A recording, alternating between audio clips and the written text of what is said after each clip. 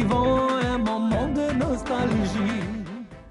Mesdames, Messieurs, bonjour. Merci beaucoup de nous recevoir chez vous en cette matinée du 21 juin 2021. Aujourd'hui, ce n'est pas une journée comme les autres, parce qu'aujourd'hui, nous allons commencer par une très triste nouvelle, puisque la famille médiatique, particulièrement de celle de Canal Algérie, est en deuil aujourd'hui, depuis hier, puisque nous avons... Bonjour à vous, ravi de vous retrouver. Eh bien, nous avons perdu aujourd'hui une collègue, une sœur, une très chère amie, Wafa Mftah Rizqi. Allah yarhamha, inna lillahi wa inna ilayhi raji'un. Donc voilà, nous sommes tristes aujourd'hui, ça va être très dur pour nous. Et j'espère que vous allez comprendre et sans doute vous allez nous comprendre. Ici à Canal Algérie, nous sommes une famille avant tout.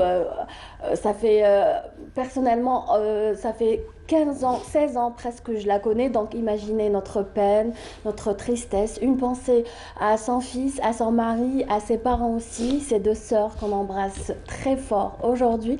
Donc voilà, inna lillahi wa inna ilayhi raji'un, Rabbi yarhamha inshallah, Rabbi tawul fi umar wlidha inshallah, والصبر. Et puis merci à vous de nous avoir écoutez, je perds mes mots, désolé, hein. À vous, Nor. Merci beaucoup, Feriel. Donc, on rappelle que Wafa Mftah, notre amie, notre sœur, notre collègue, a rejoint Canal Algérie en 2004. Elle a fait ses études en interprétariat. Elle nous a accompagnés, elle vous a accompagnés durant toutes ces années autant que journaliste reporter. Elle a aussi été présentatrice du JT pour ceux qui se rappellent vers les années 2008, 2009, 2010, si je me rappelle bien, Feriel. Et puis, elle a aussi fait un passage à Bonjour d'Algérie. J'ai été rubricard à cette époque. Je faisais la rubrique timbre et donc j'ai eu beaucoup de plaisir à travailler avec elle.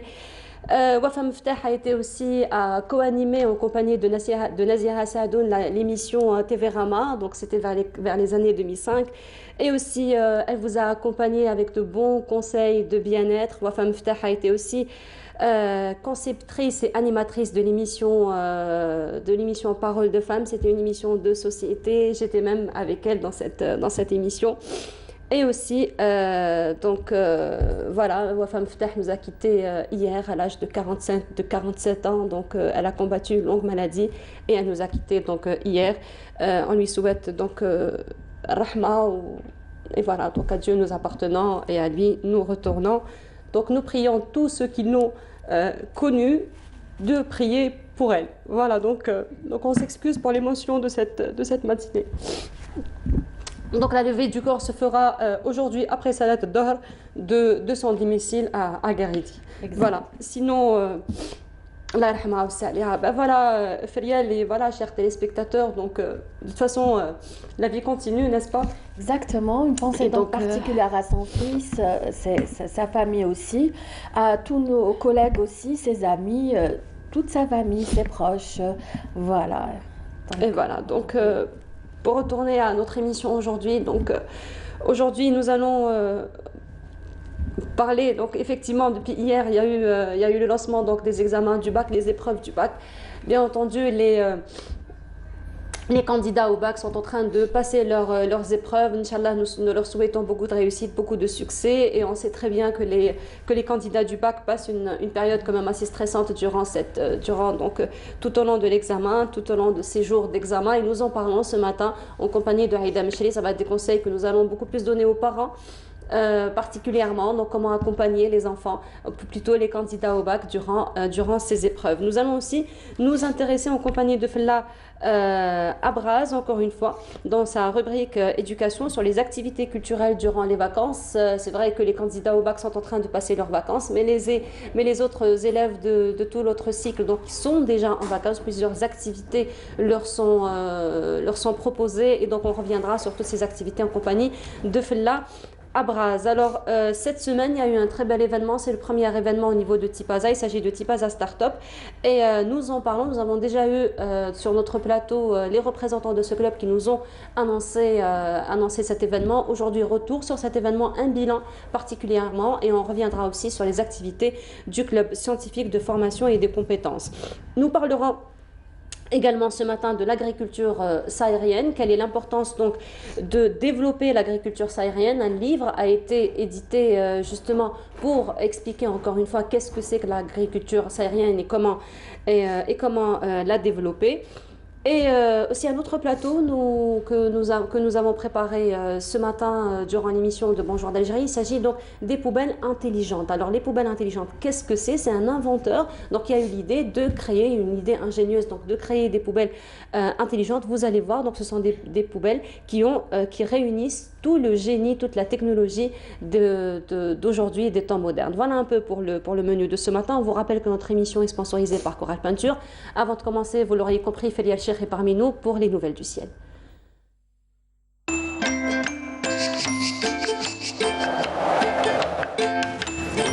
La météo vous est présentée par Mobilis. Mobilis, أينما كنتم. Friel, alors quel temps fera aujourd'hui? Bonjour, bonjour à vous et bonjour aussi à tous ceux qui nous regardent. Excellent réveil à vous tous. Donc pour aujourd'hui, la tendance sera à l'amélioration. On notera tout de même beaucoup de brouillard au lever du jour. Une activité pluvio-orageuse est maintenue à l'intérieur est, mais le soleil sera présent pratiquement sur toutes les régions du nord du pays. Et puis avec des remontées de sable vers l'intérieur ouest, des vents assez forts. À noter aussi des soulèvements de sable vers l'extrême sud, le nord Sahara. Ailleurs, le ciel sera dégagé, à signaler des orages vers l'extrême sud, le Hogar, le Tassili, le Sahara oriental.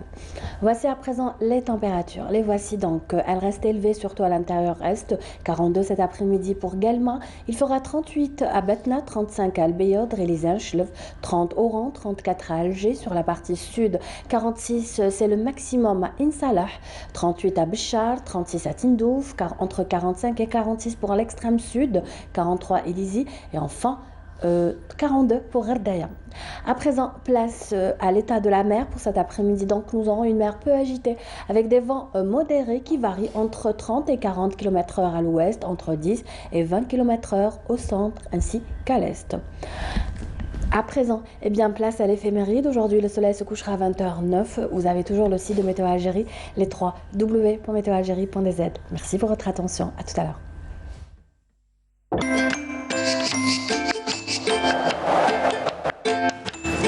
La météo vous est présentée par Mobilis. Mobilis, أينما كنتم. Merci beaucoup Fayel, on se retrouvera tout à l'heure. Oui. Vous voulez dire quelque chose encore? Oui, je voulais dire juste que c'était une maman formidable aussi. Une maman formidable, Très, une très collègue bonne. formidable, une sœur formidable, Voilà. une amie formidable aussi. Voilà. Merci beaucoup Friel, on se retrouve tout à l'heure, donc après le journal télévisé du midi et celui de 19h. Merci encore Friel et bonne journée à vous. Donc on va recevoir Aïda Mcheli dans un petit moment, elle qui va nous parler de comment accompagner les candidats au bac durant ces épreuves et on se retrouve juste après.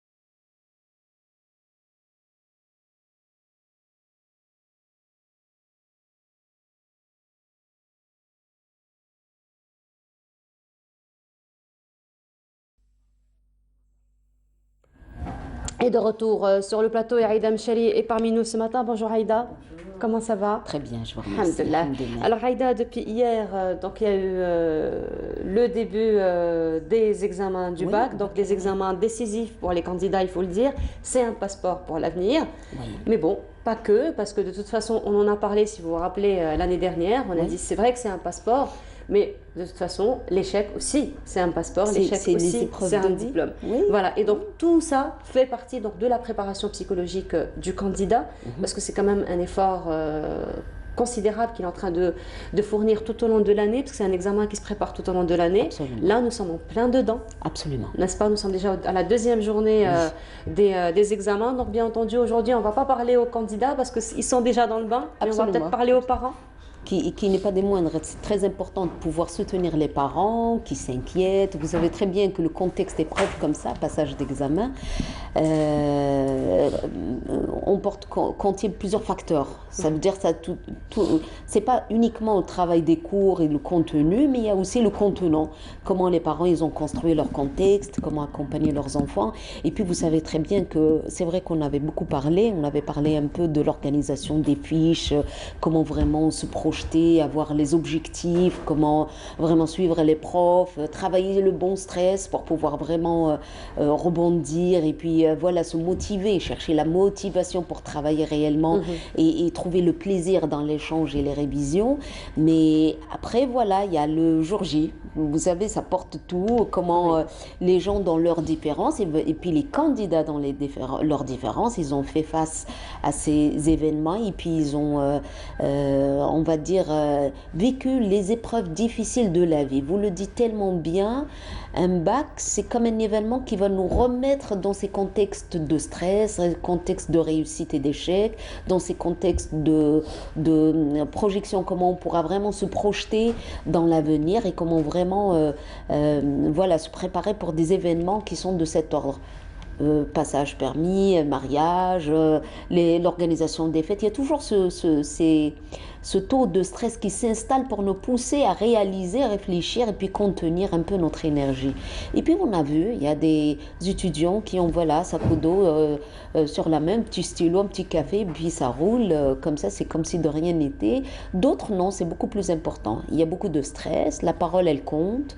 Ils ont diminué la consommation de repas, c'est-à-dire qu'ils mangent peu, ils dorment peu. Il y a un déséquilibre particulier dans tout ce qui est alimentation et sommeil, tout ça. Ça affecte les corps.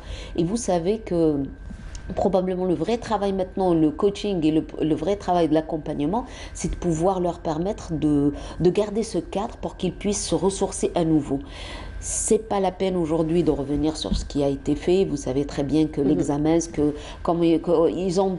qu'ils ont donné, voilà, c'est l'épreuve elle-même, c'est leur expérience. Et puis voilà, on va dire que les étudiants, ça sert absolument à rien de les replonger dans leur peur, dans leur angoisse, dans leurs doutes. Ça va pas les aider énormément. Mais par contre, corriger ce qui a été fait. Par exemple, voilà, faire attention à leurs objets, les techniques, comment ils ont leur permettre d'évacuer quelque chose, mais aussi tout en valorisant leurs compétences, tout en leur offrant cette partie qui est énergie pour leur permettre de rebondir et puis de travailler sur ça.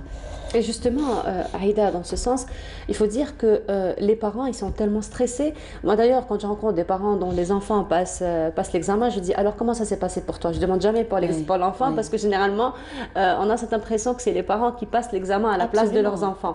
Et justement, le stress que portent les parents qui est parfois beaucoup plus important que les enfants eux-mêmes préparent parce que les enfants sont focalisés un petit peu sur le travail.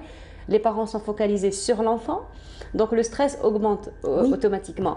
Et donc les parents, on le sait, donc chaque parent voudrait que son enfant brille, ça c'est tout à fait normal. Et il y a un petit peu cette action de rabâcher à chaque fois. Alors comment ça s'est passé ce matin?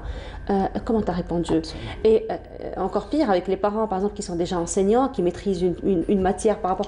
Est-ce qu'on peut, avec leurs enfants. Voilà, qu'ils ont révisé. Est-ce que je peux voir ton brouillon? Est-ce que je peux voir ce que tu as fait? Est-ce qu'on peut peu corriger ensemble. Ouais. Et qu'est-ce que tu penses, qu'est-ce que vous pensez Non, justement vaut mieux cadrer tout ça, vaut mieux revenir à permettre à leurs enfants de vraiment contenir leurs propres capacités, leurs propres émotions. Vous savez, on en a beaucoup parlé. Nos enfants, il y a un proverbe en arabe qui dit tellement qu'on les aime, tellement qu'on les couvre, tellement qu'on est là à les focaliser, à les protéger, qu'on peut peut-être nuire à leurs vraies compétences, leur permettre de vivre réellement les choses et puis contenir nos propres émotions. Vous savez, les enfants, et puis nos ados, hein, des fois ils nous protègent. Et du coup, ils ne nous racontent pas tout parce qu'ils savent combien ça va nous bouleverser, combien ça va réveiller un peu nos inquiétudes, comment ça va nous secouer un tout petit peu de l'intérieur. Et puis, ça, ce n'est pas le but dans des épreuves pareilles. Le plus important, on veut tellement bien faire, les parents veulent tellement bien faire, ils pensent donc accompagner les enfants, mais finalement, on les casse, hein, sans le vouloir, en pensant bien faire.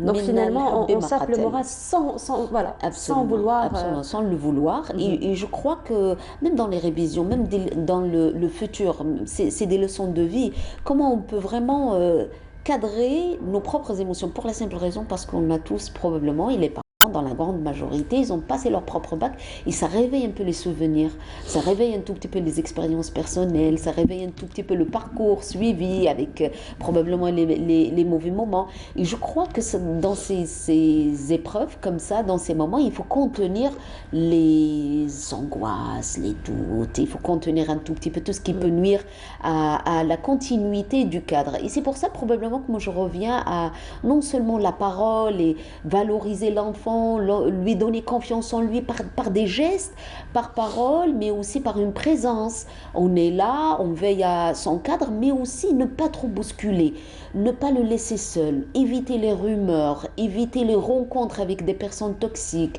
éviter les invitations à la dernière minute. Il y a des gens qui organisent des fêtes qui peuvent sortir pour changer tout ça. Je crois que ce n'est pas le moment. Changer, peut-être se permettre un peu de se détendre un tout petit peu, un sourire, un moment agréable.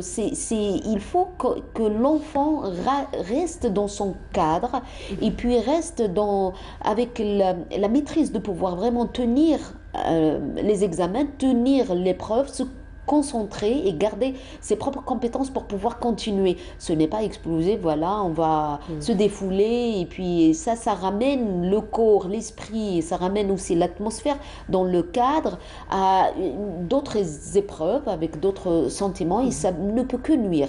Pour la simple raison que dans ces contextes, il faut vraiment cadrer tout ce qui entoure l'enfant et le protéger de toute rumeurs, d'avis, lecture. Il y aura beaucoup de gens voyeuristes qui vont venir voir de près comment il a fait, comment il s'en sort, Je crois que placer un tout petit peu distance par rapport à tous ces facteurs qui peuvent le bousculer ou peut-être l'inquiéter plus, ça ne va que le renforcer et puis ça va le protéger de tout ce qui peut le secouer de l'intérieur. Alors Aïda, il faut dire que certains candidats, certains élèves, ils se donnent tellement durant l'année. On connaît quand même des candidats qui se donnent vraiment à fond. Et donc généralement, c'est cette peur de ne pas réussir, c'est ce stress de ne pas réussir, le stress aussi de décevoir des parents qui pourraient. Donc tout ça, ce sont des facteurs, encore une fois, déclencheurs du stress ce jour-là. Et donc l'enfant peut avoir, ou le candidat peut avoir des blancs, peut avoir des blocages pendant quelques instants. Et puis ça revient. Ce sont des épreuves par lesquelles nous sommes passés, on les connaît un petit peu. Donc un blocage de les 5-10 premières minutes et ensuite très vite ça va reprendre. Mais parfois, lorsque le candidat sort de son examen, donc il sort avec un moral complètement à plat, parce qu'il pense qu'il a raté son examen. Donc il a un petit peu du mal à se remettre, à reprendre, à rebondir. Et pourtant, il y a plein d'autres examens avec lesquels il peut encore se rattraper. Absolument. Dans ce cas, justement, comment accompagner l'enfant? Comment l'encourager? Comment lui faire oublier cette expérience de la matinée ou de l'après-midi? Vous le dites tellement bien. Voilà que ce qui se passe généralement... Je le dis tellement bien, c'est du vécu. C'est du vécu, mais voilà, vous avez gagné quelque chose et je crois que c'est à transmettre aussi à tous les gens qui nous entourent. Des fois, on lâche prise, comme les footballeurs. Vous savez, on peut commencer un match, on peut perdre dans les premiers temps ou dans la première partie, mais comment rebondir? Moi, je crois que c'est tout le travail, il est là. Comment rebondir face à une feuille blanche challenge, face à une question, face à un doute, probablement que voilà l'anxiété elle prend le dessus, voilà que dans les compétences et dans les révisions on doute un tout petit peu, on n'est pas vraiment très sûr, ou parce que ça prend beaucoup de temps. Vous savez, il y a des matières qui nécessitent vraiment une concentration, un travail à cheval pour pouvoir vraiment tenir le coup dans la réflexion, la synthèse, l'analyse, tout ça. Tout ce travail fait comme ça a été fait. Hein. Voilà, le jour J, on ne pense pas trop à la technique ni à l'art et la manière de faire parce que c'est l'apprentissage de toute l'année. Mais ce qui compte maintenant, c'est comment vraiment les accrocher à nouveau pour leur permettre de pouvoir continuer et de pouvoir assurer encore. C'est pour ça que, voilà, c'est dans la parole, vous le dites bien, un examen, ça lessive. Un examen, ça perturbe. C'est énergétivore, hein. C'est pour ça qu'il faut revenir, moi si je reviens un tout petit peu à la nourriture, au sommeil, à leur humeur, à la question, à la parole, l'accompagnement, parce que c'est ce qui ressource. Si on fait abstraction à tous ces facteurs comme ça et on ne regarde pas, on ne focalise pas l'angoisse elle-même, la difficulté, l'anxiété, l'échec lui-même, et on se focalise sur tout ce qui est positif pour pouvoir vraiment rebondir, lui permettre, c'est une manière de nourrir sur un plan spirituel, nourrir le candidat. Et je crois qu'il a besoin de pouvoir vraiment retrouver ce cadre zen, un espace propre, un espace là où il pourra vraiment retrouver une bonne parole. Voilà, on fait abstraction à tous les angoisses et puis à tous les conflits familiaux. Souvent, vous savez, tellement qu'on est anxieux que ça explose en crescendo et voilà que les couples voilà, se chamaillent ou peut-être qu'il y a des conflits avec la fratrie ou gérer ces conflits pour pouvoir vraiment contenir ces moments et puis lui permettre de rebondir. C'est dans la parole, vous savez, ce n'est pas uniquement valoriser et puis le renforcer comme ça d'emblée. Les enfants, ils comprennent, ils nous connaissent tellement bien qu'ils savent c'est ce que vous avez dit tout à l'heure, ils nous comprennent, ils nous connaissent tellement bien que parfois ils ne nous disent pas ce qui se passe. Absolument, absolument. C'est pour ça probablement qu'ils c'est de faire l'effort sur soi-même, protéger leur cadre et puis être présent. Moi, je crois que mes collègues qui sont là, hier, je tiens à soutenir, mais aussi à encourager, à féliciter aussi mes collègues qui travaillent sur cet axe et puis qui sont en train d'accompagner leurs enfants tout en prenant en considération l'importance de ces moments. Ce n'est pas rien du tout. C'est se passe dans les mots, dans les verbes, dans le partage. Des fois, on aide par un regard, on aide par un geste, par un câlin. Il faut savoir transmettre un peu l'amour, il faut savoir transmettre la sérénité, il faut savoir transmettre le bonheur de vivre les choses. Mais après l'échec, vous savez, toute épreuve, elle nous ramène à vivre les choses, pas dans la réussite, et voilà, le parfait du parfait, fais gaffe, fais attention, tout ça, non. Vivre ce qu'on a, et puis se préparer, s'il n'y a rien, ben vous savez, ça c'est une autre étape de la vie. Ça n'a pas empêché des grandes personnes qui ont bouleversé le monde, et puis laissé leur empreinte de réussir. Un échec, ce n'est qu'une partie comme ça très très considérable dans l'apprentissage de la vie et puis c'est surtout contenir tous les expériences personnelles pour pouvoir vraiment rebondir. Vivre les émotions, vivre les moments, ce n'est pas dans l'absolu parfait, virose, voilà, tout est magnifique, génial, non, mais c'est de vivre des moments là où on doute, là où on a peur, là où on est anxieux, là où on ne maîtrise pas nos muscles, là où on ne maîtrise pas nos mimiques, mais c'est dans le blanc, c'est dans l'échec, c'est dans la peur comme ça qui se passe dans les 10 minutes, c'est dans la peur de ne pas pouvoir répondre, mais tout de suite on apprend à rebondir et comment vraiment mettre le paquet pour voilà sauter et courir à fond et puis jusqu'au dernier souffle. Il faut offrir à nos enfants cette énergie du dernier souffle pour qu'ils puissent réussir. Donc on retient de la rubrique d'aujourd'hui que les parents doivent d'abord faire un travail sur eux-mêmes. Absolument, voilà, donc c'est effectivement lorsque nous on est prêt, automatiquement on peut transmettre toutes ces énergies positives à nos enfants et bien les accompagner. Et protéger leur cadre surtout. Surtout. Merci beaucoup Aïda. Merci à vous. Donc là on se retrouvera la semaine prochaine, Inch'Allah.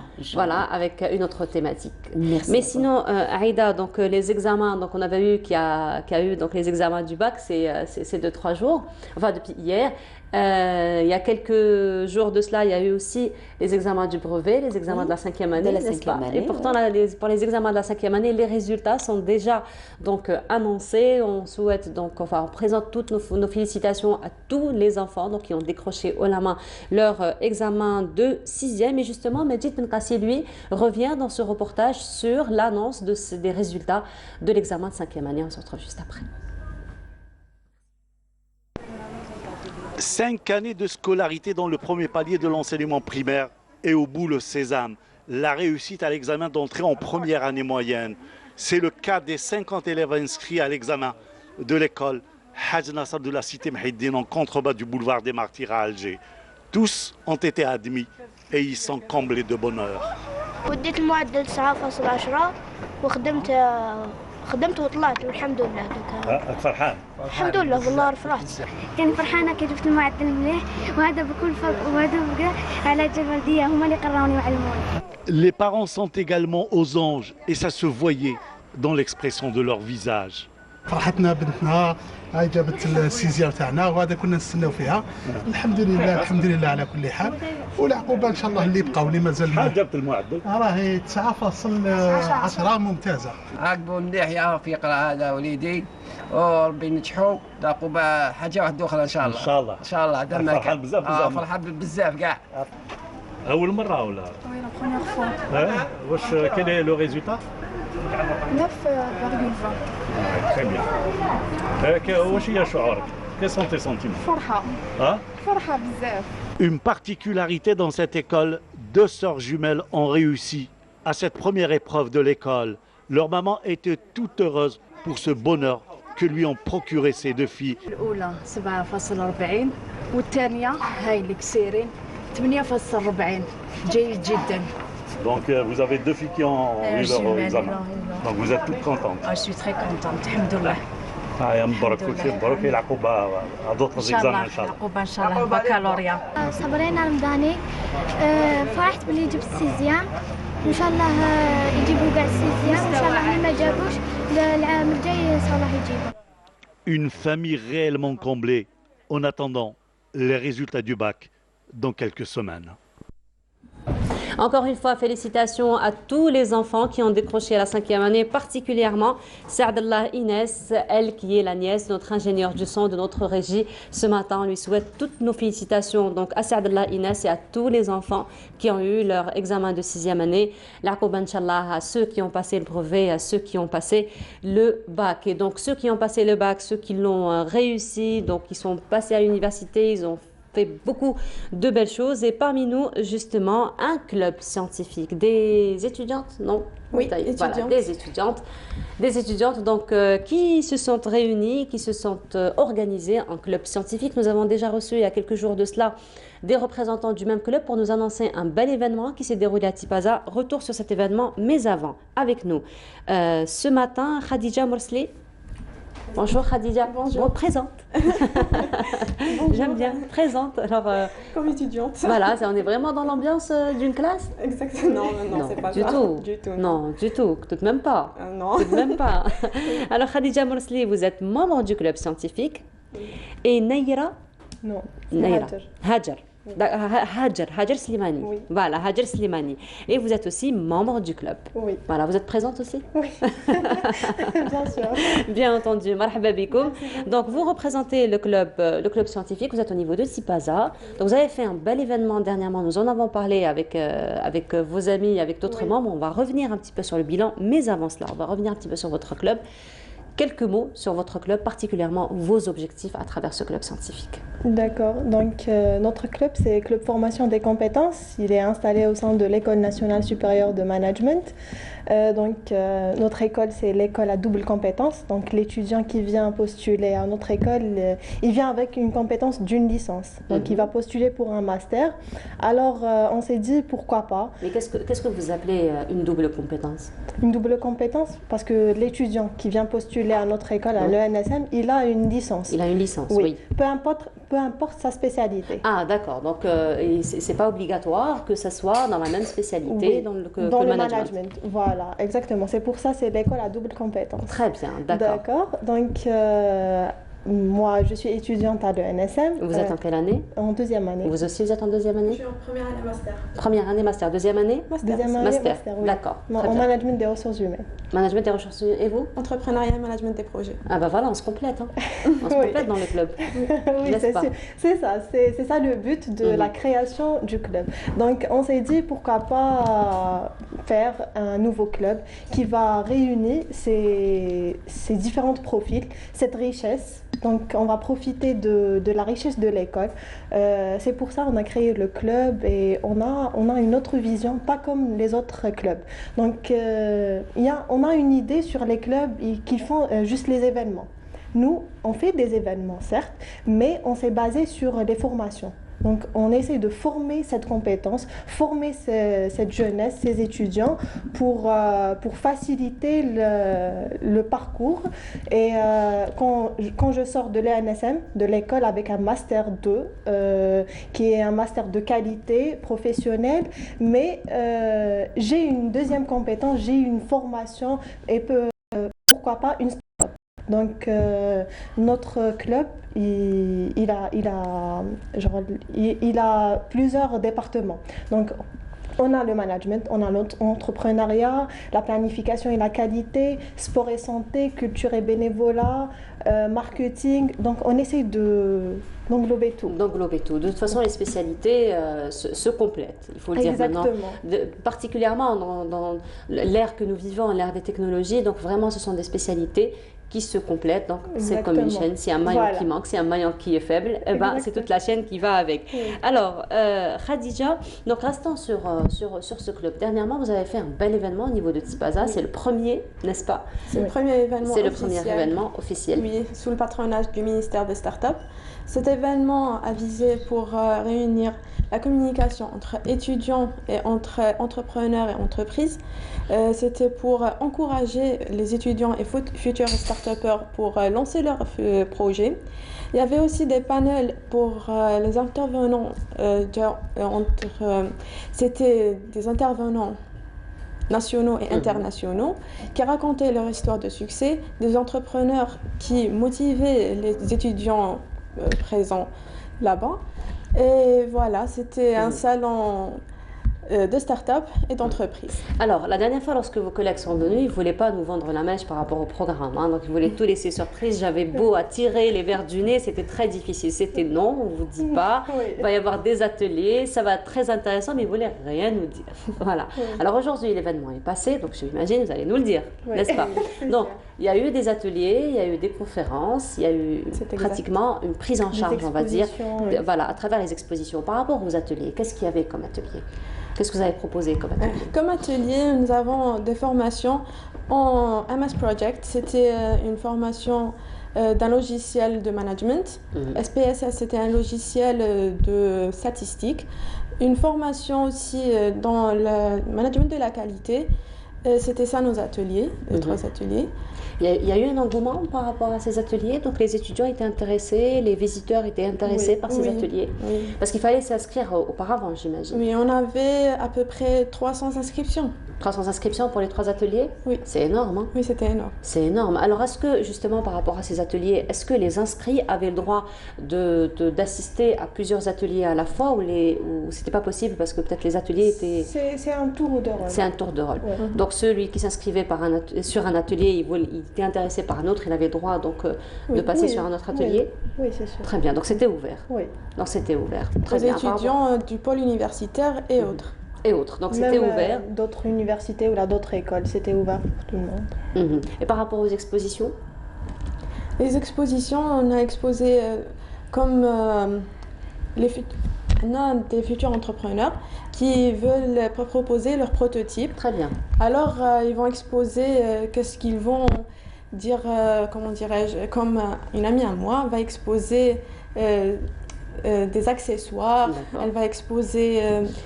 je ne sais pas comment dire, des produits, des applications, des sites, voilà. Voilà, donc pour les entreprises. Pour les entreprises, ils ont exposé leurs produits, comme l'entreprise de photographie, l'entreprise des savons naturels, des miels, Voilà, donc c'était très divers. Donc c'était très, voilà, c'était diversifié. Donc il n'y avait pas que les technologies, donc il y avait aussi l'artisanat. C'était très. Oui, il y avait même une application facile pour la livraison, etc. Donc c'est différent. La livraison, c'est la tendance en ce moment. Hein, c'est la tendance pour les gens feignants comme moi, par exemple. On se fait livrer à la maison et on est tranquille. Voilà, mais après, il faut juste être satisfait. Hein, le service après-vente, après tout qui suit, n'est-ce pas? Voilà. Alors il faut dire que c'est un événement qui est passé. Si vous deviez faire un bilan de cet événement, vous allez dire quoi? C'est un événement réussi. Réussi, très bien. Oui. Donc le club. Alors s'il est réussi, il ne sera pas le premier. C'est sûr. N'est-ce pas? S'il est réussi, ça veut dire qu'il va être une tradition. Oui, donc autant qu'un membre organisateur de cet événement, parce que le club formation des compétences, il est le partenaire officiel avec Blue Green Business. Donc on était l'organisateur de cet événement et on avait 30 membres présents, chargés de cet événement, dispatchés partout, partout dans la salle. Et alhamdoulilah, on a réussi à gérer. Oui. Et pour vous, si vous deviez faire un bilan? Je dirais que c'était bien organisé parce que nos tâches, on était dispersés également. Donc chacun savait ce qu'il devait faire. Oui, exactement. Le timing, on a respecté le timing. C'était de 8h à 14h. Tout s'est passé très bien. Et alhamdoulilah. Alors, donc ça, c'est un événement qui est passé, ici c'est bien passé, un bilan positif par rapport à ce premier événement. On ne va pas s'arrêter là, n'est-ce pas? Le chemin est encore lent. Nous avons d'autres missions au niveau du club. Alors, le club TACOM, c'est formation des compétences. Donc, si on parle de formation des compétences, on comprend qu'il va y avoir des formations. Exactement. N'est-ce pas? Donc, qu'en est-il de ces formations que vous allez proposer à l'avenir? D'autant plus, on va dire qu'on arrive aux vacances estivales. Hein, donc bientôt, il y aura les vacances estivales. Qu'est-ce que vous pensez ou qu'est-ce que vous projetez faire dans ce sens? Donc notre club, il propose des formations, c'est vrai. Les formations n'ont pas dans la durée septembre-juin. Tout au long de l'année. Donc même en période des vacances, on propose des formations en ligne. Donc le club, il a été créé en novembre. Donc vous imaginez la période de sa création, la période du Covid, etc. Donc novembre 2020. 2020, oui. Bien. On a 7 mois d'existence. Oui. 7 mois d'existence et vous avez cartonné, comme ça. Bah oui, c'est un bon début parce que généralement les débuts sont décisifs et ça nous permet donc de bien booster les autres activités. Justement, qui viennent. Même la période, c'était un peu délicat.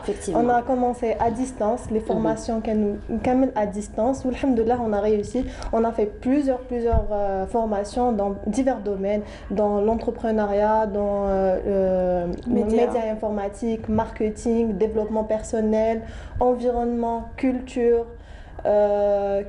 sport, etc. Donc c'était bien varié. Très bien. Alors prochainement, il va y avoir des formations. Vous proposez un programme dans ce sens? Oui, prochainement il y aura une formation de sport. De sport? Oui. Ah, ça c'est sympa ça. Ça serait dans les arts martiaux. Donc vous, c'est les sports cérébrales, mais aussi après le sport physique, ça va de soi. Oui. Très bien, donc vous avez dit les arts martiaux? Oui. Mais c'est bien ça. Le taekwondo, le karaté. Ah bah parfait. Oui.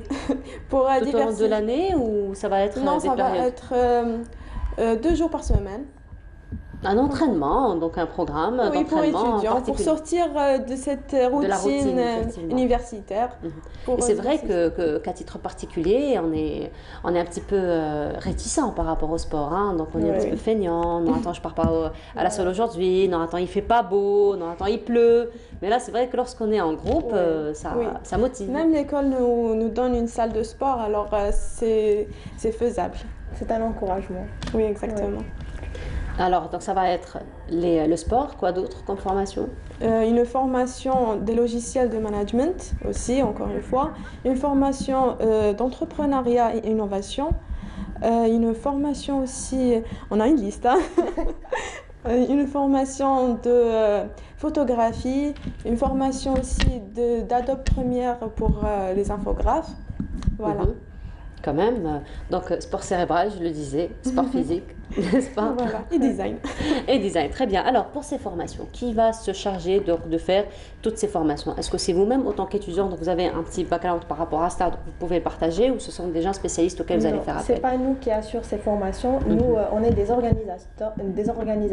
Les formations sont chargées par des coachs certifiés, professionnels, de qualité. Voilà. Alors, est-ce qu'il va y avoir encore une fois une inscription préalable pour assister à ces formations? Ce sont des formations qui sont destinées spécialement donc aux étudiants de l'école ou c'est ouvert aux autres? C'est spécialement aux étudiants de l'école et du pôle universitaire de Coléa. Très bien. Il y a certaines formations qui sont ouvertes pour tout le monde. Qui seront ouvertes donc, par la suite pour tout le monde. Ouais, surtout les formations en ligne. Oui, les formations en ligne. Sous forme après, de webinaire, exactement. Voilà. Après, on n'a pas la contrainte donc, de la conjoncture sanitaire, nous n'avons pas la contrainte de la distance, n'est-ce pas? Donc c'est ouvert pour tout le monde. Très bien. À part les formations, on propose des conférences. D'accord. Dernièrement, la semaine passée, on a proposé un webinar là où... Vous vous reposez pas? Non. Parfait. Non. Bravo. Vous avez raison. Oui. Vous avez raison. Vous savez, il y a un adage que j'adore, un adage algérien que j'adore, vous savez ce qu'il dit? Oui, c'est ça. Voilà, tant qu'on est jeune, tant qu'on a de l'énergie, il faut s'investir et puis c'est une opportunité à ne pas rater. Voilà, exactement, effectivement. Et puis c'est un bon exercice pour les étudiants après pour se lancer dans le monde professionnel. Exactement. Après, on a de bonnes armes, on a de bons outils pour ça. Voilà. Alors allez-y, continuez. Je disais, on a proposé un webinaire la semaine passée, là où différentes PDG, différentes sociétés, entreprises algériennes qui ont réussi dans leur parcours. Donc, ils venaient pour partager leur expérience, donner un conseil pour les étudiants qui veulent lancer leur start-up ou réussir dans le monde professionnel. Inch'Allah. Très bien les filles, merci beaucoup d'avoir été avec nous ce matin. Peut-être qu'on va se quitter sur un dernier mot. Vous voudriez dire, Khadija? Je voudrais dire que pour lancer son projet, il faut être motivé, il faut se lancer, il faut avoir l'esprit d'entrepreneur. Il ne faut pas juste compter sur un cursus universitaire, avoir des formations. Il faut s'auto-former, exactement. Voilà. Très bien. Hadjar, un dernier mot. Je vous remercie pour cette invitation. Et je remercie toute l'équipe du Club Formation des Compétences pour l'effort fourni. Et je dis, pour réussir, il ne faut pas lâcher, il faut toujours s'accrocher et prenez le risque. Voilà. Très bien, merci beaucoup les filles, bravo pour tout ce que vous faites, on vous souhaite une très belle continuation, beaucoup de succès dans tout ce que vous allez entreprendre et dans vos études également. Merci beaucoup. Alors Hadjar Slimani, membre du club scientifique de formation des compétences, Khadija Morsli, aussi membre du club scientifique de formation des compétences. Merci encore une fois d'avoir été parmi nous ce matin. Et on continue. Cette fois-ci, nous allons parler un petit peu d'environnement, particulièrement le recyclage. Alors, si c'est Samira Hadjamar qui s'en est intéressée à travers ce reportage qu'elle a titré ou qu'elle a, on va dire, voilà, elle a titré « Le plastique, c'est pas fantastique ». Et on se retrouve juste après.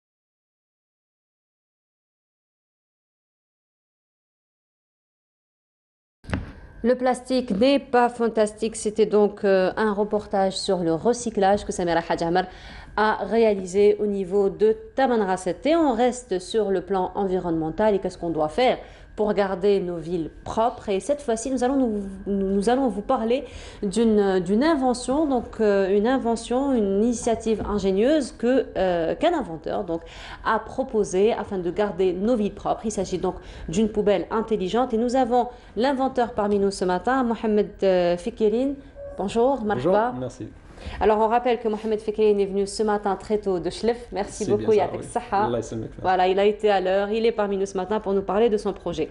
Alors, Mohamed, vous êtes inventeur. Vous avez donc mis à l'œuvre cette poubelle intelligente. D'abord, comment vous avez eu l'idée d'aller vers une poubelle intelligente? Donc, l'idée, je pense que n'importe Algérien, il pense de faire de son pays une image positive. Effectivement. Donc, et qu'est-ce qu'on voit dans les rues, soit à G-Centre ou bien sur les Sud, autres villes, effectivement. Les autres villes, bien sûr. D'ailleurs, on a eu un reportage où on a vu quand même des endroits... Voilà, vraiment, ça fait mal.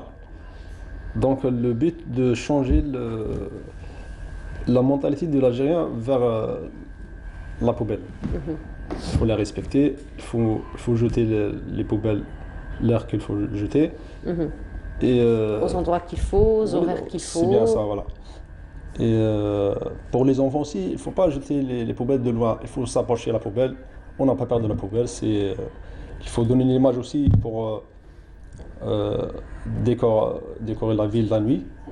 Décorer la ville. Décorer la ville, bien sûr.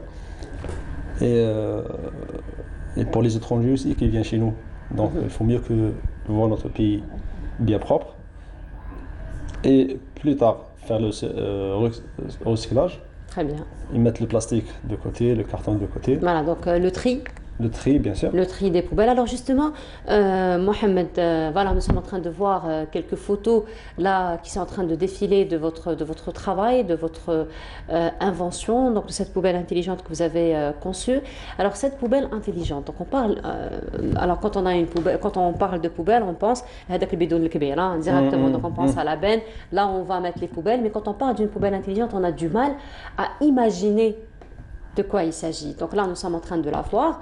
Est-ce que vous pourriez nous expliquer c'est quoi le concept? Poubelle intelligente, c'est quoi le concept? Le concept de changer la mentalité de non, je parle du concept de la poubelle elle-même. Donc elle-même, la poubelle.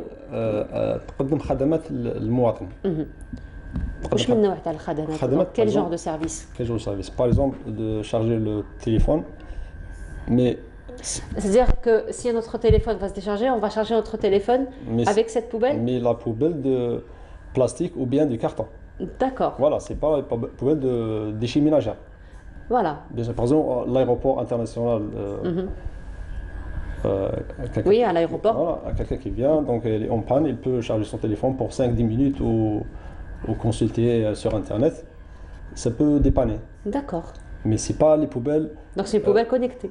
Voilà, poubelle connectée, bien sûr. Mais c'est pas les poubelles, on peut jeter des déchets ménagers. Des déchets ménagers, non, voilà. Donc ça va être du plastique et du carton. C'est bien donc ça. va comme ça, il n'y aura pas l'odeur. Très bien, il n'y a pas l'odeur. Et ça permet aussi de faire, d'aider un petit peu au niveau du recyclage, au niveau du tri. C'est bien ça, voilà. Voilà, très bien. Parce qu'on perd beaucoup d'argent à cause de jeter n'importe comment, n'importe où. Voilà, c'est vrai qu'on jette tout dans la même poubelle. Hein, donc on a cette tendance. Et de changer les couleurs des sachets jaune, rouge, tout ça, avec d'autres couleurs beaux pour le pays. D'accord, alors si on peut revenir juste aux images, aux photos que nous étions en train de voir de votre poubelle, donc elles vont défiler dans un petit moment. Alors elles fonctionnent comment ces poubelles? Donc il y a des panneaux solaires. Des panneaux solaires, très bien. Et il y a des projecteurs avec des batteries, donc la journée elle charge les batteries et la nuit les projecteurs sont allumés. Et il y a des... C'est pour ça que vous avez dit tout à l'heure, ça décore les villes. Donc il y a des lumières, il y a... Voilà, comme ça les enfants qui vont jeter la poubelle, ils n'ont pas peur. Parce que quand c'est noir, les gens ils ont peur. Voilà, effectivement. En plus, les chats, vous savez, qu'est-ce qu'on voit sur Oui, notre rue, oui. Voilà. D'accord, donc ça marche avec des panneaux solaires, vous avez dit? C'est bien ça, voilà. D'accord. Alors, est-ce qu'il y a, par rapport au citoyen, lui, quand il vient donc, pour jeter sa poubelle au niveau donc, de cette benne que vous avez inventée, est-ce qu'il y a un fonctionnement que lui, il doit connaître ou c'est très facile pour Non, le c'est citoyen? très facile pour tout le monde, pour les enfants, pour les vieux, pour tout le monde, c'est facile. Juste, il faut respecter les heures. Et voilà, tout simplement. Tout simplement. Alors, donc c'est une invention, donc pour l'instant, c'est au stade de l'invention seulement, d'accord? Donc, c'est pas encore exploité. Pour l'instant, parce qu'on a حطينا واحدة في la Grande Poste. Oui. Grâce à monsieur Battash Abdelhakim, je le remercie à l'occasion. C'est un homme de terrain. النموذج أولي donc elle n'est pas finie. وهذه تاع اللي حطيناها في la Grande Poste درتها بمالي الخاص. دونك درتها بمالي الخاص وجي فيزي اجي علاش باسكو اجي كاع لي ولايات يجوا اجي دونك كاع لي ولايات يجوا اجي faut la poser sur AG Centre pour visiter tous les villages. Voilà. Très bien. Alors, elle n'est pas finie encore en fait. Elle n'est pas finie. Donc, donc Rahi, au stade encore d'études, au stade encore d'amélioration. Voilà. Très bien. Alors, est-ce que vous avez déposé un brevet ou pas encore? C'est bien, c'est vrai. Très bien. Donc, vous avez déposé un brevet au niveau de l'INAPI. De l'INAPI. Voilà, de l'INAPI. Voilà, pour la protection justement des droits d'invention. Voilà, côté esthétique, bon, ça se voit. Et côté technique, c'est prochainement. Donc, Inch'Allah. Alors, lorsque vous avez déposé donc, cette benne intelligente au niveau de la Grande Poste, alors bien sûr, les gens l'ont tous remarqué. Ouais, ça ne passe pas inaperçu avec toutes les lumières. C'est notre but de faire Exactement, avec toutes les lumières. Donc les gens n'ont pas. Donc elle n'est pas passée inaperçue. On a vu sur les réseaux sociaux que ça a fait quand même. Ça a fait beaucoup parler d'elle. Donc les gens la prenaient en photo, ils la mettaient. Voilà, donc il y a eu une belle promotion. Donc voilà, là on est en train de la voir la nuit. Là, on est en train de voir un petit peu comment elle est illuminée, donc avec de jolies couleurs. Alors, Mohamed, lorsque vous avez fait donc cet essai, vous l'avez déposé au niveau de la Grande Poste.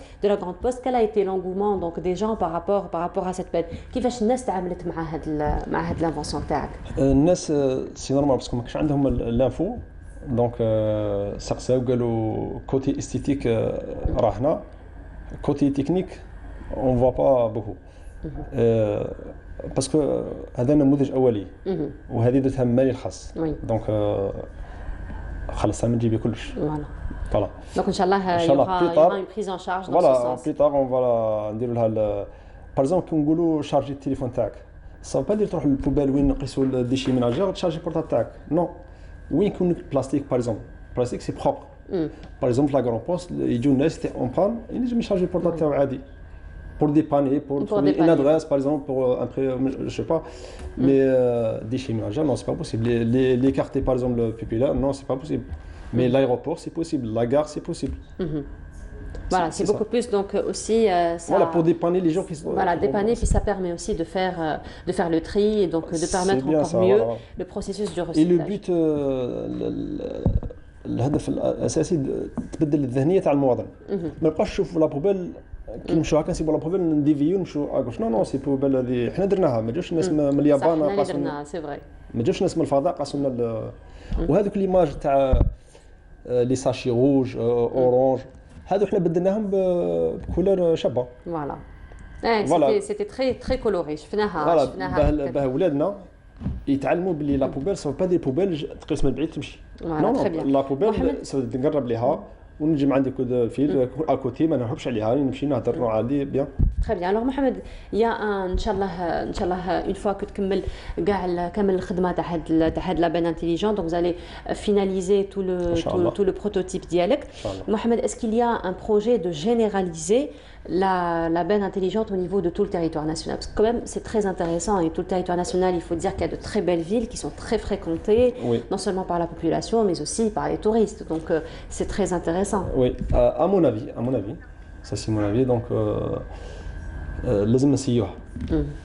نسيوها راه عندنا الحمد لله 1500 بلدية في الجزائر بليس. نختاروا بلدية من 1500 نديروا نسيو نحطو ونشوفوا ابخي 6 mois ابخي ان an La réaction. La réaction. La réaction les gens. Est-ce que les enfants, est-ce qu'ils ont changé l'habitude? Est-ce que ça reste toujours propre? Est-ce qu'il y a des problèmes? Est-ce que voilà. Donc une période d'essai et après, Inch'Allah, ça va. C'est bien ça, oui. Pour pas très bien. On vous souhaite une très belle continuation. Inch'Allah, tawfiq lik, Inch'Allah, bin-najah lik. Beaucoup de réussite, Inch'Allah. Mohamed Ferkirin, donc vous êtes inventeur, vous êtes venu de Chlep ce matin. Yatik Saha li jitna. Déjà, Yatik Saha, Mohamed, merci beaucoup encore une fois et on vous souhaite une très belle continuation. Voilà. Et on continue notre programme. Dans un petit moment, nous allons parler d'agriculture saharienne, mais avant cela, je vous propose ce portrait que Mariam Oussaïd a dressé à l'un des agriculteurs et on se retrouve juste après.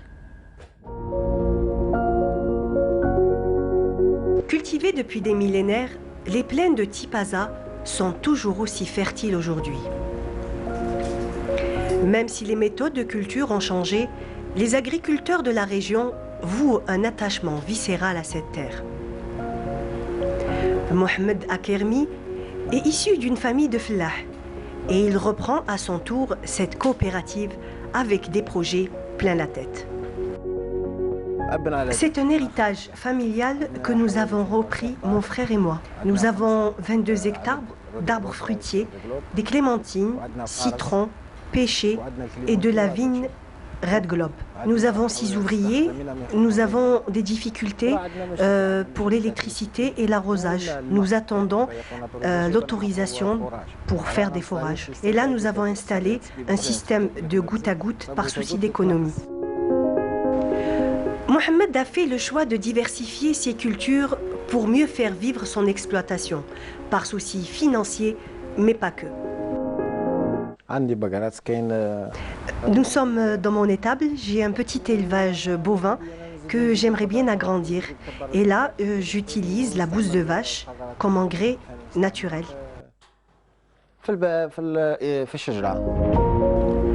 Entretenir ces 22 hectares et assurer l'arrosage, même en période très sèche de l'été, reste le combat permanent de Mohamed. Nous sommes en plein chantier, nous préparons un bassin où nous allons faire de l'élevage de poissons d'eau douce et cette eau sera utilisée comme nutriment pour l'arrosage.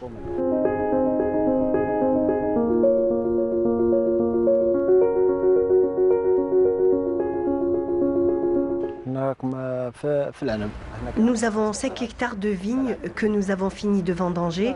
Là, nous les préparons à passer l'hiver. C'est un travail physique et dur, mais nous avons de la chance de travailler en contact permanent avec la nature, ce qui nous procure une très grande satisfaction.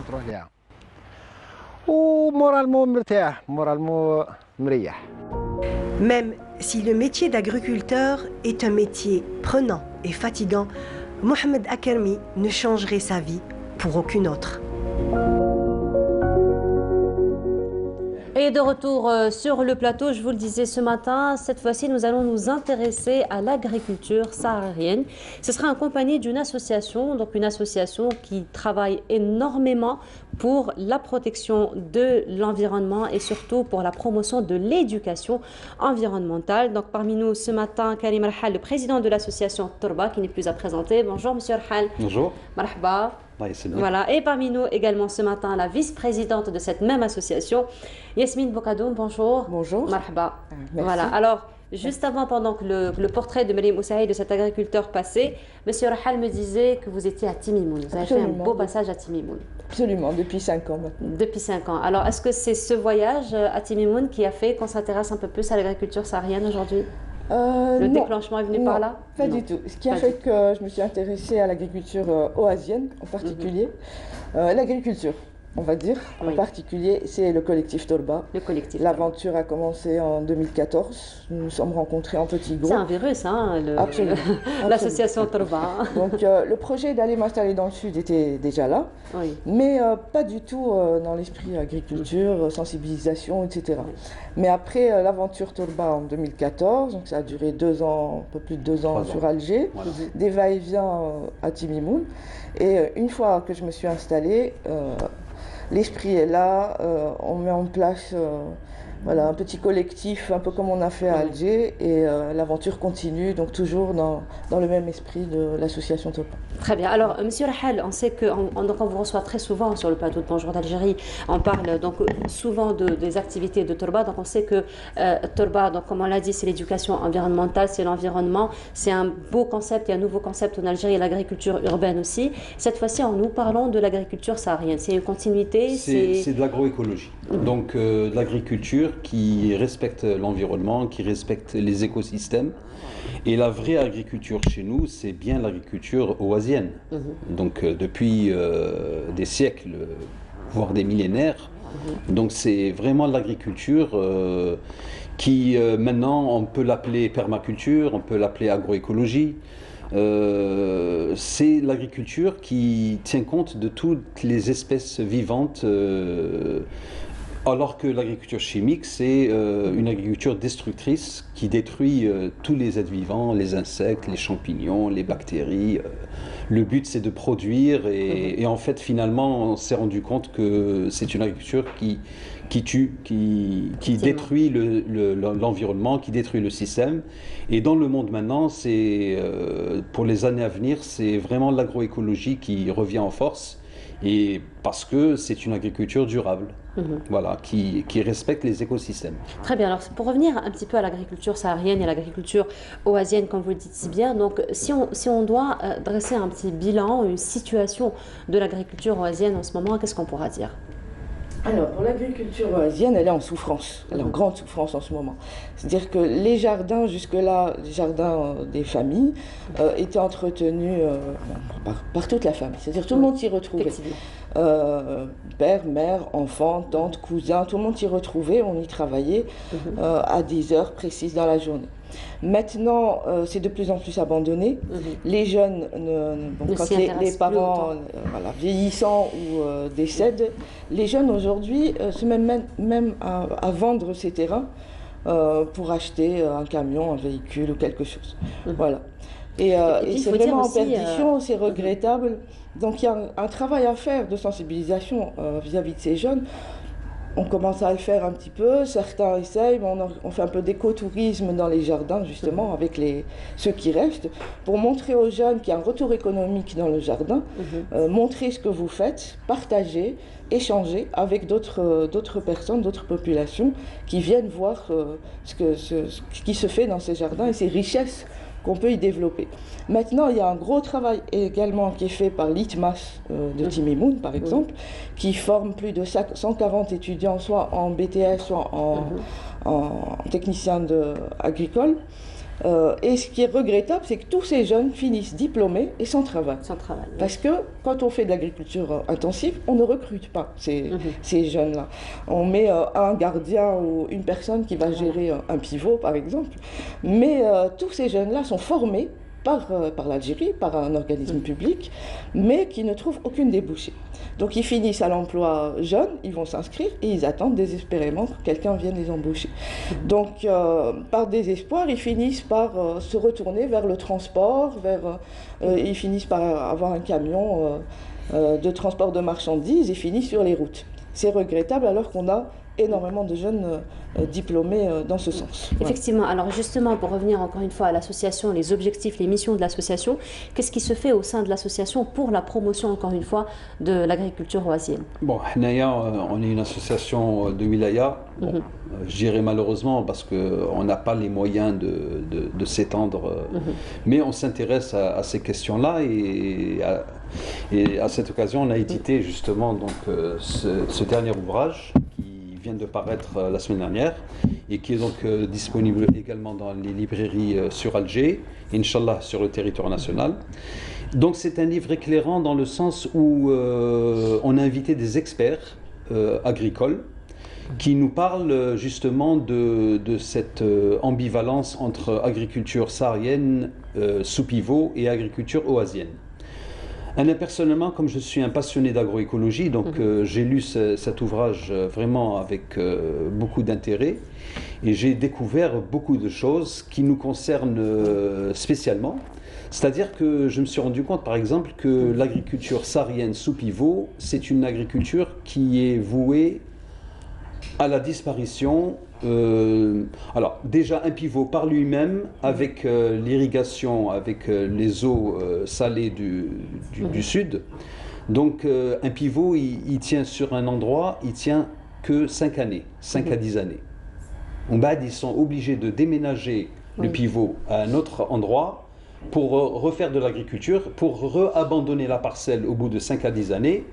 Et les parcelles Hadouma abandonnées, elles sont désertifiées pour l'éternité. Alors, et ce que montre le livre, et ce qui est intéressant, c'est que l'agriculture oasienne, c'est le contraire. C'est une agriculture, quand elle s'installe, elle est là pour durer. Donc, c'est ce qui s'est passé. Donc, si elle est là pour durer, on comprend que les retombées sont beaucoup plus positives, les retombées économiques, c'est pas seulement de l'agriculture. Une oasis, c'est pas que de l'agriculture. C'est un lieu de vie. C'est un lieu de vie, effectivement. C'est un lieu de vacances aussi, donc l'écotourisme. Effectivement. On est pour la promotion de l'écotourisme. C'est un lieu où on peut découvrir, où on peut vivre, où on peut faire des services, on peut développer. Donc, en fait, finalement, l'agriculture intensive, industrielle, elle embauche très peu. On a reçu des jeunes à l'association Tolba qui ont travaillé dans ces exploitations intensives. Ils vont là-bas comme ils vont à Sonatrach, c'est-à-dire ils vont pour 3 mois, 6 mois. Et ils reviennent parce qu'ils ne peuvent pas supporter de vivre là-bas. C'est des conditions, je dirais, industrielles. Et la deuxième grande différence, c'est l'arbre. Donc l'agriculture intensive ne travaille pas avec l'arbre. Contrairement à l'agriculture oasienne qui travaille avec les palmiers dattiers. Et voilà. C'est ce qui est intéressant, encore une fois, parce qu'après, quand il y a une bonne prise en charge, j'ai envie de dire, des palmiers dattiers, ça peut créer encore un autre microclimat pour faire une autre promotion d'une autre agriculture, finalement. Tout à fait. Donc c'est l'agriculture à étage. Voilà, j'ai eu à goûter des oranges au sud. Alors quand on pense les oranges au sud, on n'a pas... ça ne vient pas à l'idée, hein, parce qu'on sait que les oranges, ça demande beaucoup d'eau, etc. Et pourtant, elles sont tout juste succulentes. L'oasis, c'est vraiment un lieu de vie pour les êtres humains, mais pour les animaux, pour les plantes. Il y a toutes les espèces de plantes. On peut faire tout type d'agriculture, d'arboriculture, de l'élevage. C'est vraiment plus on augmente la biodiversité et plus l'oasis est vivante. Et elle devient agréable à vivre. Là, nous sommes en train de voir justement quelques photos qui défilent. Vous pourriez peut-être nous les commenter. Absolument, oui. Alors là, vous avez... Vous l'avez juste en face de vous, le récepteur. Oui. Alors, on a aux fruits et légumes, là, que vous pouvez voir. Donc, une variété extraordinaire qui peut se développer dans notre Sahara magique. Il y a des variétés qui n'existaient pas, par exemple l'artichaut n'est pas développé dans cette région et pourtant, donc là c'est les photos d'un couple qui s'est lancé dans l'aventure il y a 7 ans, parti de rien du tout, donc on va voir des photos avant-après de leur terrain. Donc là on a courgettes, fraises, betteraves, cardes, blé, on a absolument tous les légumes qu'on désire. Et donc parti il y a 7 ans de rien du tout. Aujourd'hui, ils ont vraiment reverdi le désert. Ils ont 3 enfants et leur fierté, c'est, comme ils me disent, de pouvoir faire goûter à leurs enfants des légumes qui n'existent pas sur le marché local. Et c'est bio. Et c'est bio, absolument. Donc vraiment voilà, là on voit des femmes, beaucoup de femmes dans les jardins. Tous les matins on se retrouve dans les jardins pour pouvoir travailler ensemble. Et, voilà. Donc beaucoup de fraises cette année. Et également dans le sud, j'ai vu là dans le nord que le marché est un peu inondé, mais dans le sud également. Voilà, beaucoup d'abricots, beaucoup de pêche. Enfin voilà, en fait, c'est diversifié. Effectivement, c'est diversifié, c'est des cultures en rotation, donc on fragilise pas les sols, on les enrichit. Et l'eau est utilisée vraiment avec parcimonie, intelligence. C'est un point très important. Ça, c'est très important. On manque énormément d'eau et ça aiderait beaucoup les Oasiens. De toute façon, les Oasiens ont de tout temps été très ingénieux dans l'économie d'eau. Donc, on retient les Fougara, par exemple, d'ailleurs, il y a une grande campagne pour sauver d'ailleurs les Fougara qui existent. Alors, justement, pour parler un petit peu, encore une fois, de l'ingéniosité des Oasiens, le livre est intitulé « Une agriculture saharienne saharienne sans les oasiens. Donc c'est une question, c'est une problématique que le livre pose, c'est un point d'interrogation.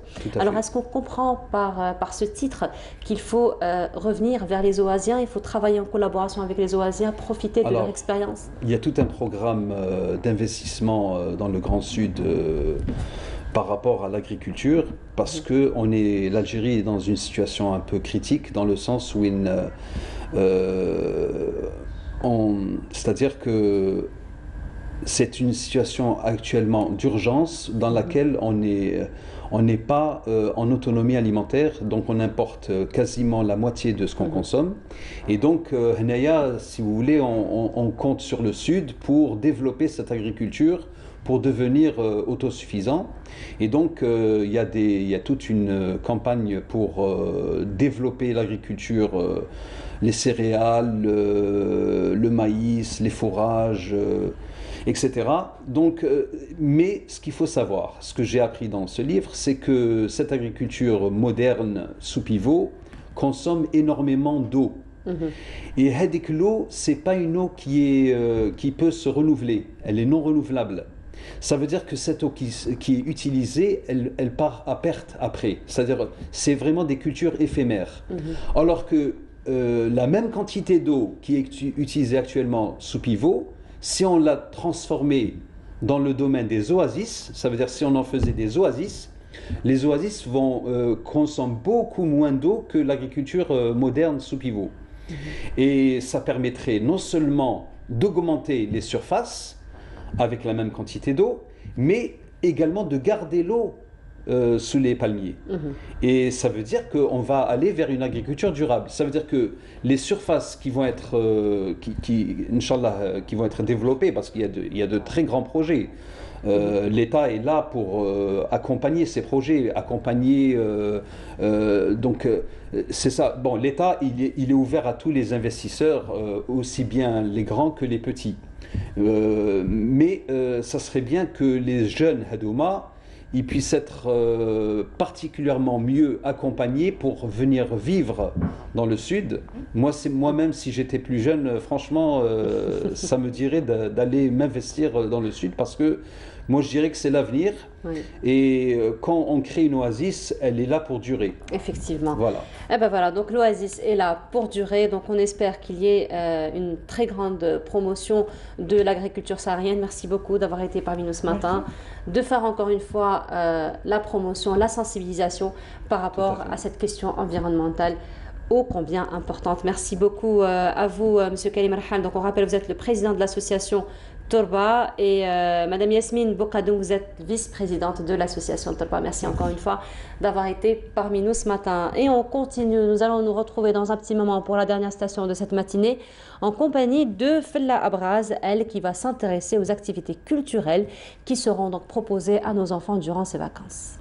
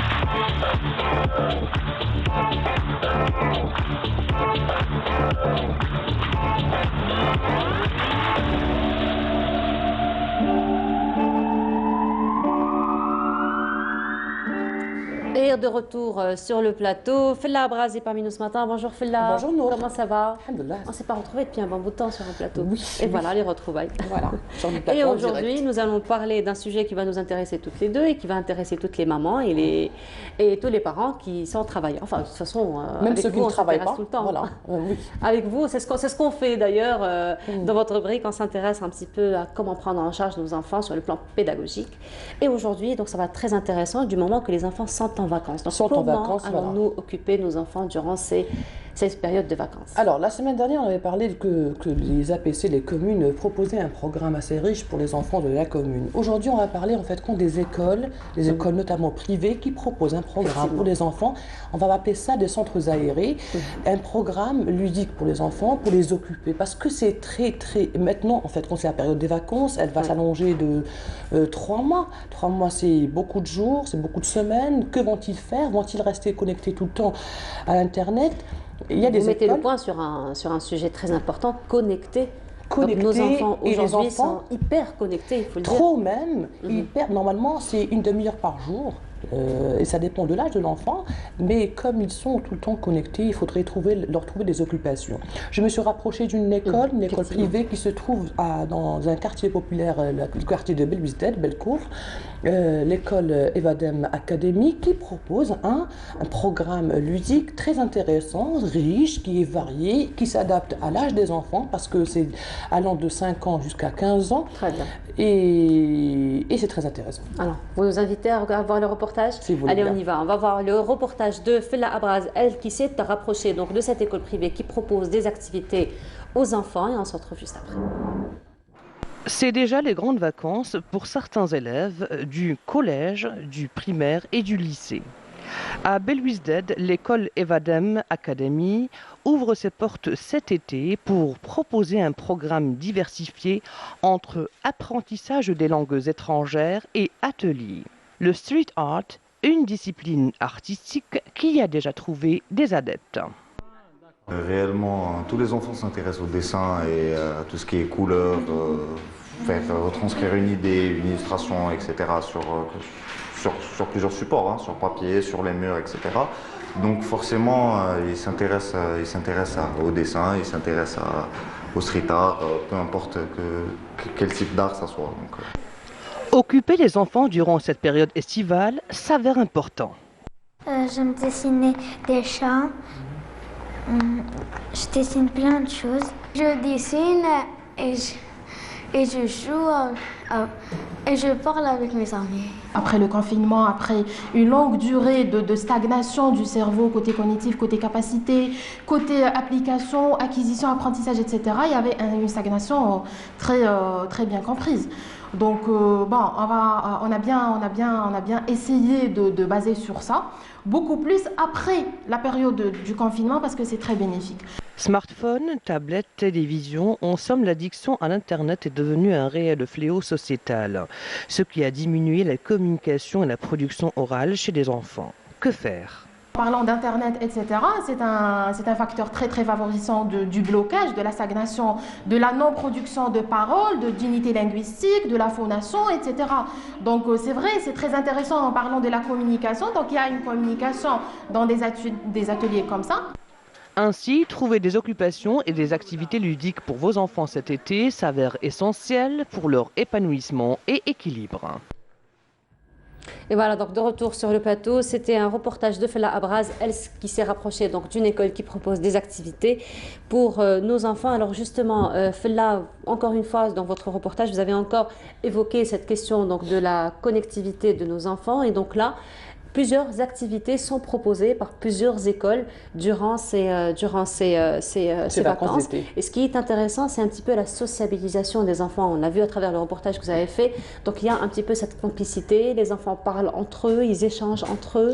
L'école Evadem Academy, ce qui est intéressant chez elle, c'est qu'elle a un orthophoniste, une orthophoniste, Madame Saïda Zineb, que vous avez interviewé. Voilà, que j'avais interviewé. C'est très important qu'il y ait une communication orale. Maintenant, les enfants, quand ils sont connectés, il n'y a aucun problème parce qu'ils jouent, ils s'occupent. C'est bien, c'est une bonne chose, ils vont apprendre quelque chose. Mais le hic, c'est qu'il n'y a pas de communication, il n'y a pas d'expression orale. Sachant que dans le programme, je l'avais déjà signalé, dans le programme national, il y a très peu d'expression orale. D'ailleurs, si vous vous rappelez, là, à notre époque, donc on avait le muhadatha. Le muhadatha qui n'existe pratiquement plus. Parce que j'avais demandé, j'avais demandé à mes enfants, il n'y a plus de muhadatha. C'est-à-dire que les enfants ne parlent pas assez souvent. Et là, le fait de communiquer avec d'autres enfants, qu'il y ait un atelier, qu'il y ait des échanges, c'est très important. L'enfant pourra apprendre de nouveaux mots, l'enfant pourra communiquer, s'exprimer, il saura qu'il y a quelqu'un d'autre au-delà du monde virtuel, du monde irréel, qui est silencieux, qu'on le veuille ou pas, parce qu'il ne fait que regarder. L'orthophoniste, Madame Saadi Zineb, avait précisé que certains ateliers demandent, pour la plupart, demandent qu'il y ait une communication déjà entre professeurs et apprenants, entre enfants. Il y a des ateliers qui nécessitent plus de communication. Par exemple, la semaine prochaine, Eva Dam Academy propose un atelier pour la confection de bijoux pour les fillettes et les garçons. Et c'est très important d'échanger, de voir les modèles. Alors, la communication qui se perd petit à petit, même chez les adultes, c'est très important de faire en sorte que les enfants ne la perdent pas. Qu'ils sachent ce que c'est. Parce que très peu d'enfants parlent actuellement. Comme je le dis pratiquement à mes enfants, la parole, ce n'est pas un truc qui est acquis.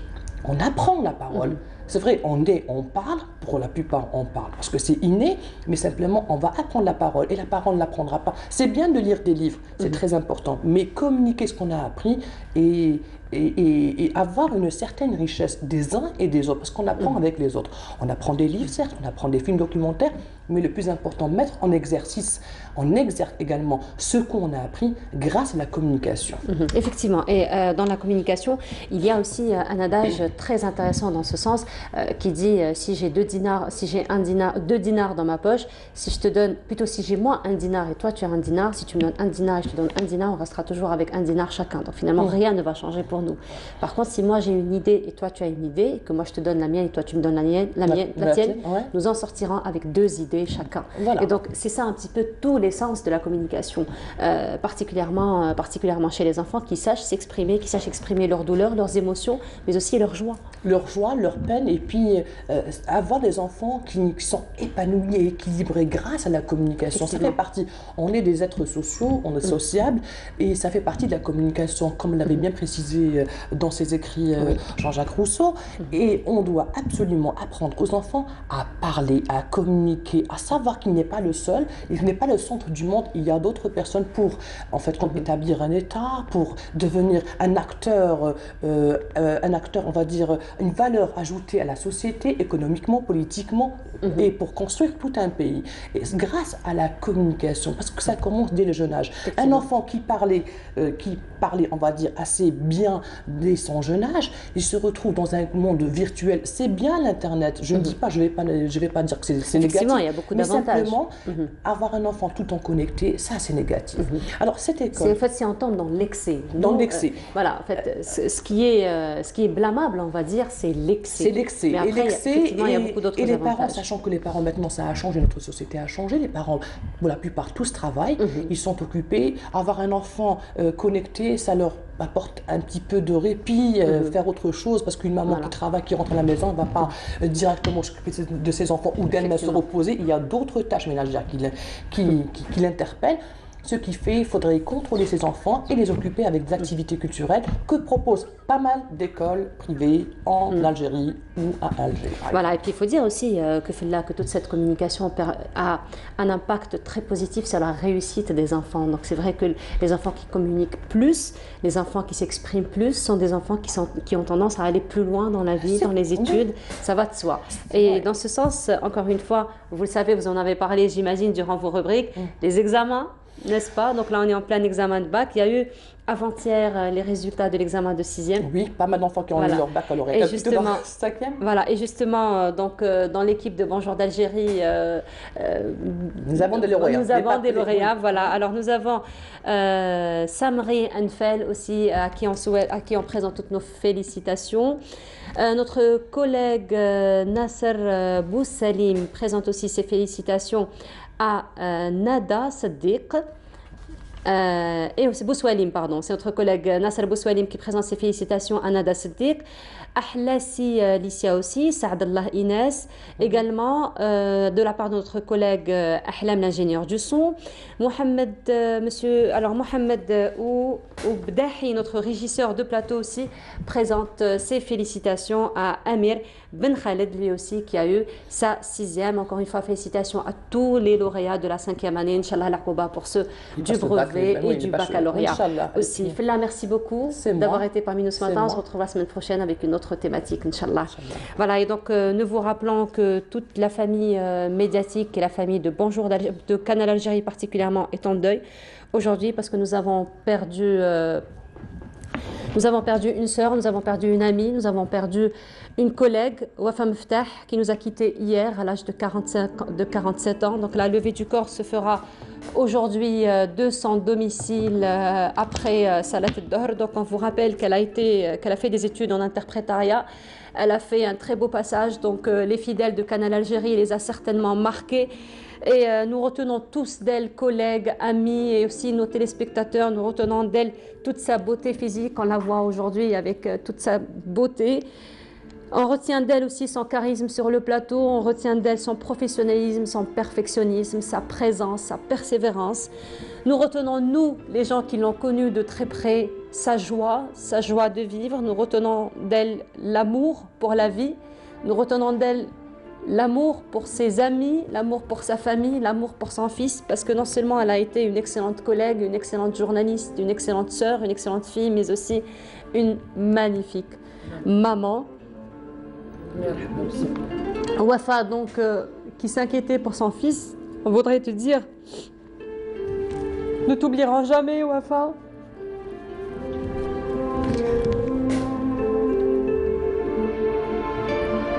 Donc la levée du corps se fera aujourd'hui après Salat al-Dahr.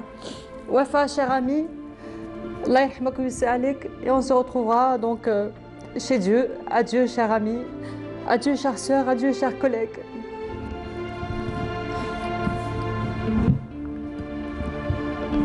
Nous arrivons à la fin de notre émission. Merci beaucoup de nous avoir suivis. On vous présente toutes nos excuses par rapport à ce moment très émotionnel pour nous. Et voilà, et donc vous retrouverez Amal Almi de Machallah à partir de 8h30.